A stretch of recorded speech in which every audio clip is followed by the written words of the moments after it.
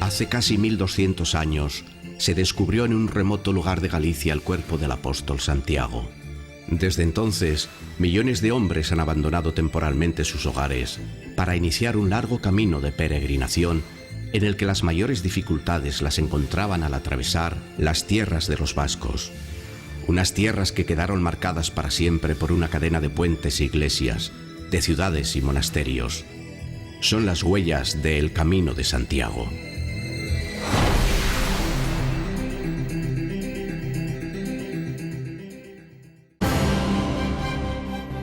Los peregrinos de toda Europa que se dirigían a Santiago de Compostela desde los siglos oscuros de la Edad Media atravesaban las dulces campiñas de Francia y se adentraban en las tierras norteñas del Reino de Navarra, siguiendo el cauce del río Vidús, afluente del Adour.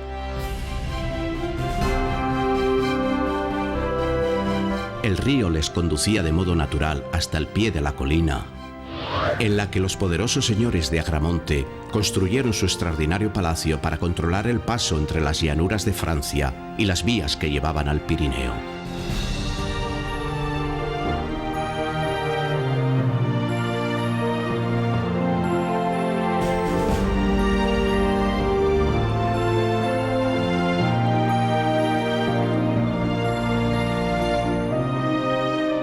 Una vez superado el peaje real, la única calle de Bidasune les marcaba con claridad la dirección que debían seguir para alcanzar la meta de la tumba del apóstol.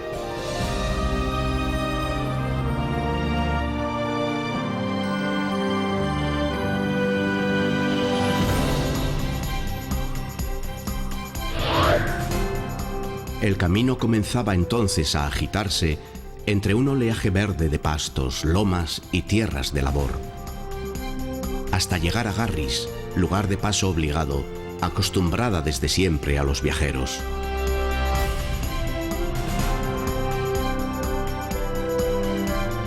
Y es que ya el Imperio Romano abrió por aquí una gran calzada, que hoy es la calle principal del pueblo y que conectaba las legiones desde Astorga hasta Burdeos.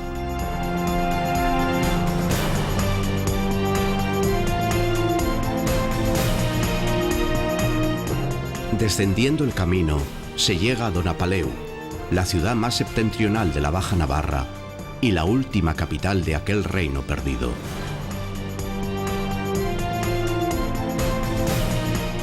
En cuyo palacio siguió reuniéndose el Parlamento y la Cancillería hasta el siglo XVII.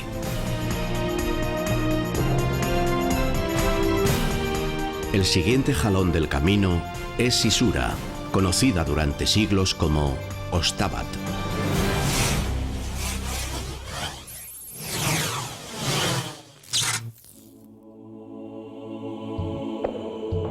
Al llegar a la aldea de Isura, nada nos hace sospechar que este es el legendario Ostabat, uno de los mayores nudos de carreteras de la Europa medieval, marcado en todas las guías de viaje de la época, en el que se juntaban 3 de los 4 itinerarios principales que iban a Santiago, un lugar atestado de hospederías y tabernas, frecuentado por miles de viajeros.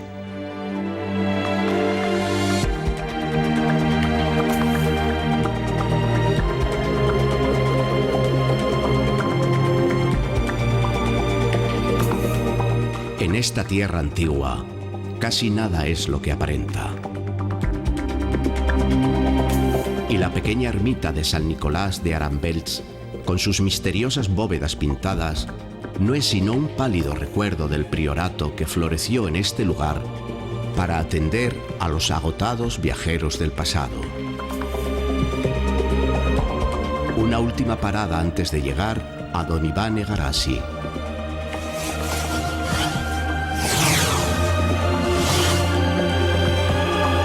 Y penetrar en la seguridad de sus murallas a través del Portal de Santiago.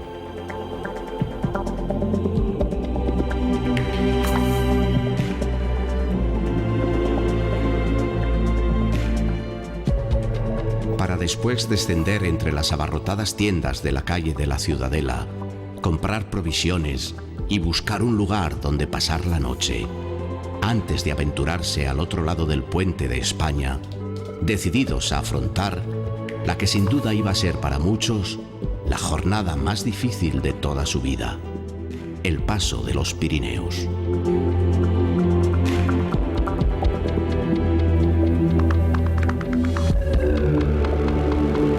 Abandonando la compañía de los hombres y la seguridad de las ciudades, los peregrinos abordaban el ascenso de los puertos de Cice, un formidable desnivel de 1300 metros de altitud que les adentraba en un mundo solitario y salvaje.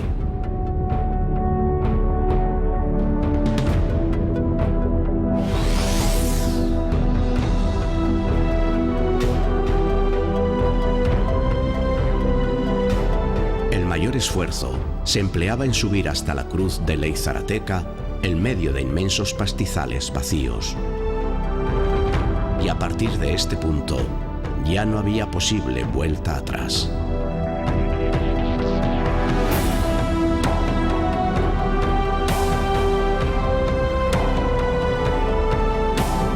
Solo les quedaba una salida: descubrir el sendero que llevaba hasta la colegiata de Roncesvalles, un desafío ya difícil en los días despejados, que se convertía en un verdadero infierno blanco en los frecuentes días de niebla.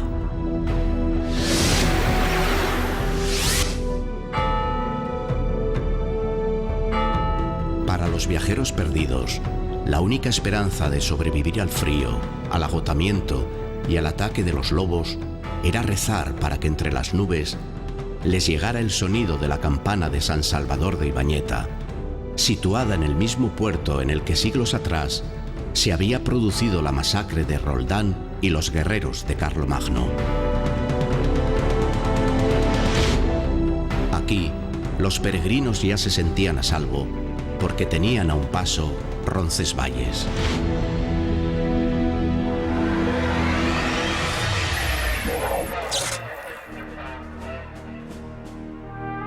En Roncesvalles estaba el gran hospital, atendido por los canónigos y enriquecido con las donaciones de reyes, papas y caballeros poderosos. Se acogía no solo a los peregrinos cristianos, sino también a paganos, judíos, herejes y vagabundos. Aquí, en medio de la nada, se les lavaban los pies y despiojaba la cabeza, se les afeitaba la cara y se les remendaba con cuero el calzado roto antes de acostarles en una cama mullida. Tras la terrible travesía de la montaña, esta era para muchos la antesala del paraíso prometido. Al salir de Roncesvalles,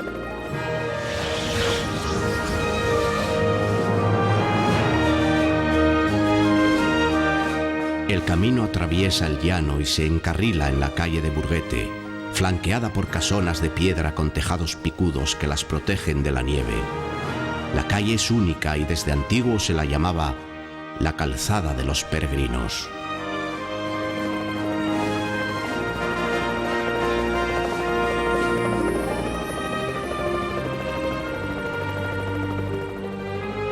Tras sortear los espesos bosques de mezquiris y hierro,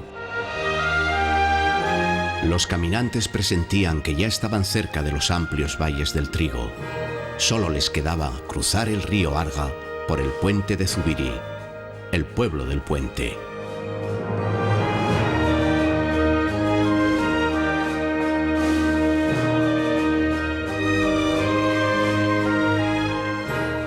De pronto, el paisaje se abría y en medio de la cuenca se descubría la imponente silueta de Pamplona. Para alcanzar la ciudad había que cruzar el puente de la Magdalena, en el que se impedía el paso a los enfermos infecciosos y apestados, para no poner en peligro la salud de los pamploneses.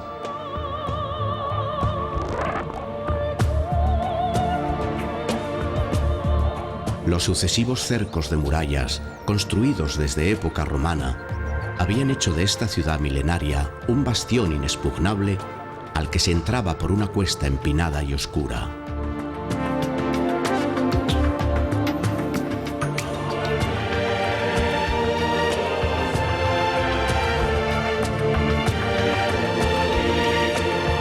Pero una vez dentro de la capital, la catedral y todas las abundantes parroquias y conventos competían en ofrecer a los peregrinos decenas de camas y buenas raciones de vino, carne y verdura de sus huertas.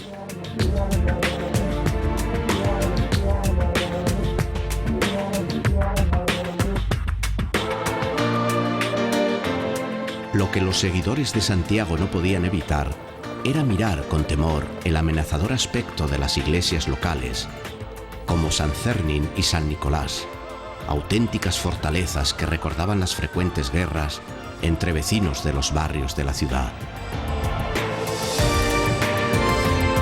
Pamplona dejó de ser una población acogedora para los peregrinos después de la conquista de Navarra por la corona de Castilla, cuando todo aquel que venía de Francia era considerado una amenaza y la ciudad se preparó para defender a España de cualquier invasión procedente del norte.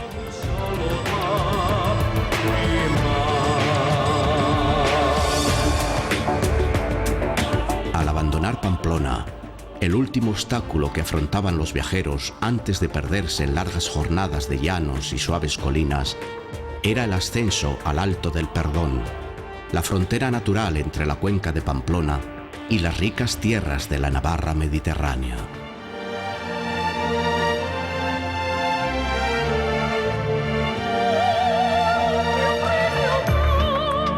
A este camino hacia Santiago también se unían los peregrinos que iban llegando desde el este, desde el monasterio de Leire.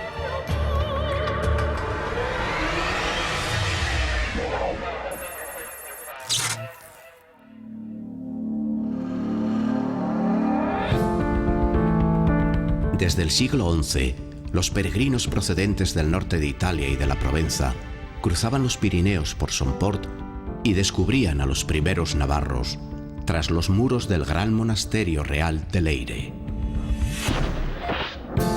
Un refugio de oración y de cultura, colgado a los pies de la sierra de Arangoiti. Una de las grandes bibliotecas de la cristiandad hace 1000 años y primera tumba de los reyes de Navarra.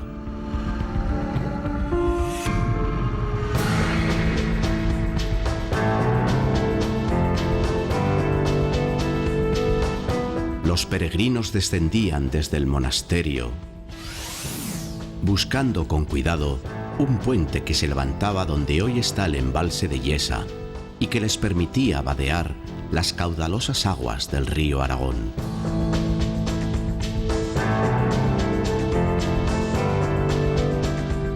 Cruzado el río, tomaban rumbo sur,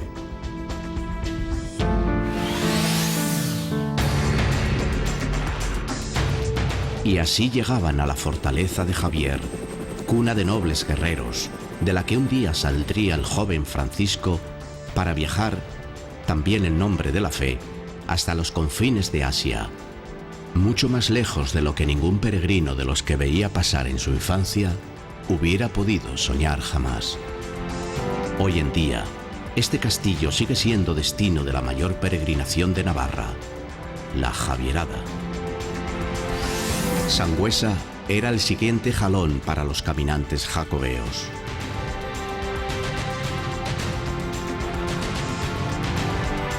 En el siglo XII, Sangüesa no disponía de este moderno puente sobre el río Aragón, pero sí de otro que resultaba fundamental. Sus vecinos habían bajado desde la colina en la que antes vivían encastillados y habían fundado una nueva población junto al primitivo puente. Sangüesa estaba en plena expansión. Este era un lugar de encuentro internacional, y tanto las caravanas de mercaderes como los peregrinos aligeraban aquí sus bolsas para completar la alegría de los prósperos vecinos.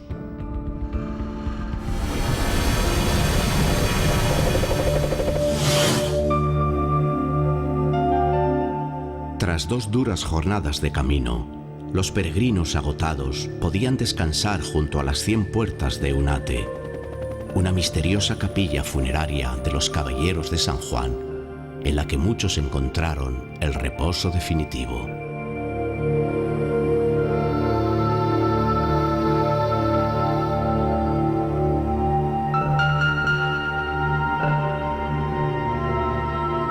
Muy pronto, sobre una loma, se alcanzan las casas del pueblo de Óbanos.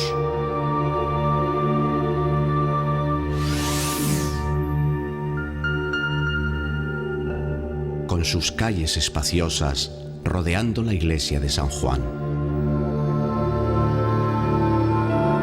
Y a un paso, encontramos un lugar clave en la ruta jacobea: Puente la Reina.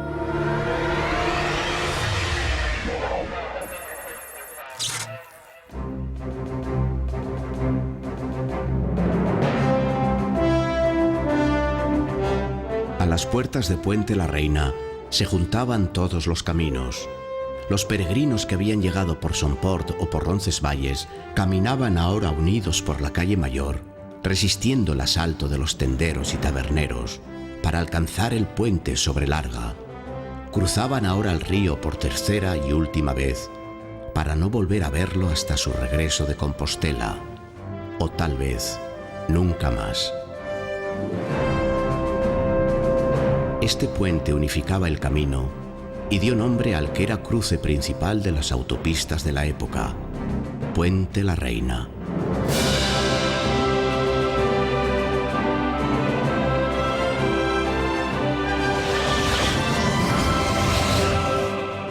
Llegamos a Zirauki, un pueblo empinado y rodeado de muros, con calles concéntricas como las hojas de una cebolla. El camino atraviesa el pueblo de parte a parte, subiendo hasta la iglesia de San Román y bajando por el lado opuesto de la colina para buscar un puente que enlaza con una antigua calzada romana. Por aquí llevan pasando los caminantes casi 20 siglos. Al dejar atrás Zirauki, sobrevolamos algunas de las tierras más fértiles de Navarra, suelos rojos en los que hoy crece el cereal, pero que hace siglos eran conocidos por sus cepas de vino fuerte y oscuro, el preferido en todo el Cantábrico antes de que se hiciera famosa La Rioja.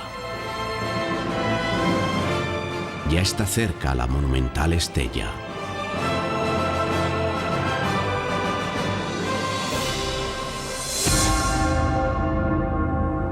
Llegar a Estella era un gozo para los viajeros.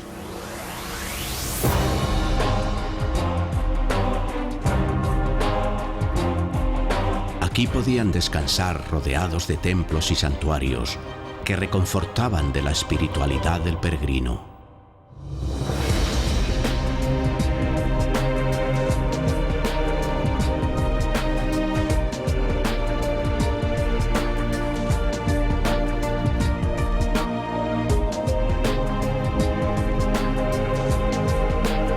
Hace ya casi 1000 años, Estella se hizo famosa por ser una tierra fértil en buen pan y excelente vino, y allí convivían en barrios separados 3 ricas poblaciones: vascos, judíos y franceses, todos volcados en atender o en sacar provecho de los miles de peregrinos que la frecuentaban, y siempre bajo la vigilancia del castillo del rey, alzado sobre una roca inexpugnable.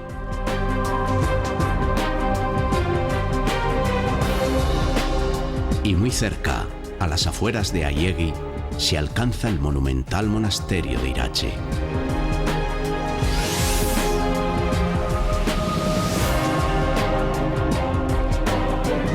Irache ya recibía a los peregrinos mucho antes de la fundación de Estella, y sus abades fueron grandes impulsores de la idea de hacer pasar la ruta principal del camino jacobeo por el centro de Navarra.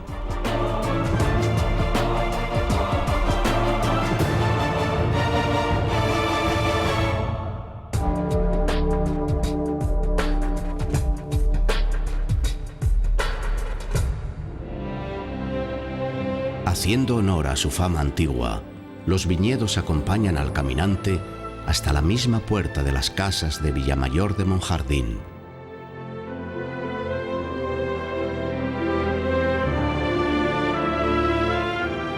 Las idas y venidas de peregrinos y vecinos son controladas por un coloso de piedra que dormita a casi 900 metros de altura.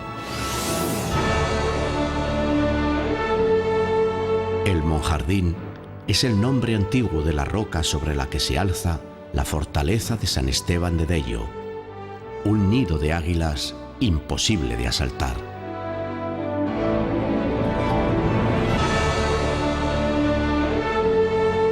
Aunque a los peregrinos de Francia les gustaba creer la leyenda de que había sido conquistado por el mismísimo Carlomagno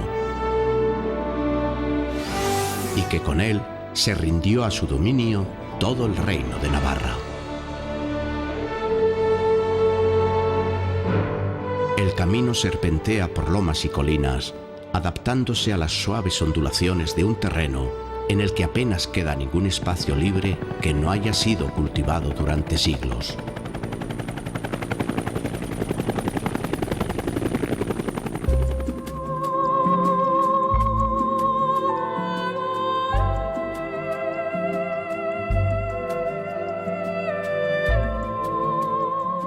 En este mar de cereal y viñedo cada vez más llano, destaca desde muy lejos la mole vertical del campanario de los arcos con sus delicadas filigranas de piedra.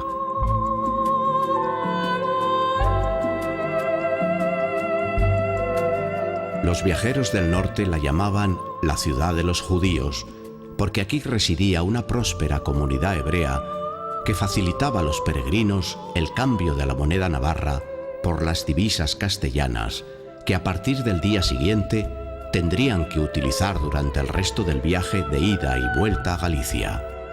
Un último obstáculo les aguardaba en Torres del Río.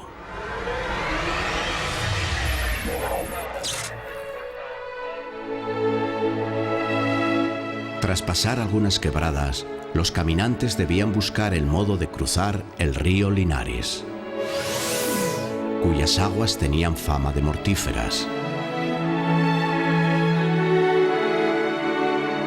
Para ayudarles a encontrar el vado, pudo construirse el faro de esta misteriosa iglesia de Torres del Río,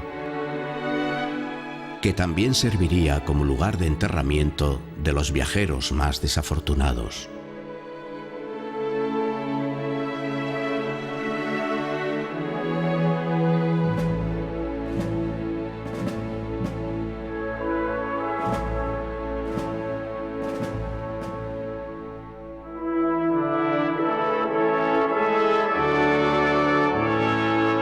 Finalmente, todas las dificultades se allanan y ante la proximidad inminente del Ebro y sus riberas de abundancia, se olvidan las montañas y barrancos dejados atrás hace solo unos pocos días.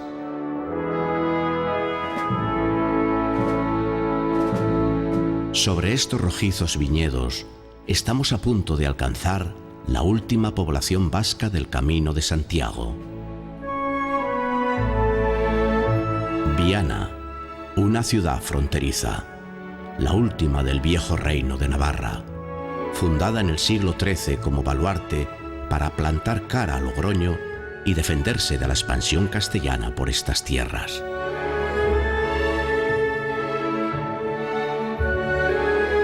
Fuertemente amurallada y rodeada por un foso, con sus casas apretadas en calles estrechas, en las que se refugiaban todos los habitantes de las aldeas del entorno.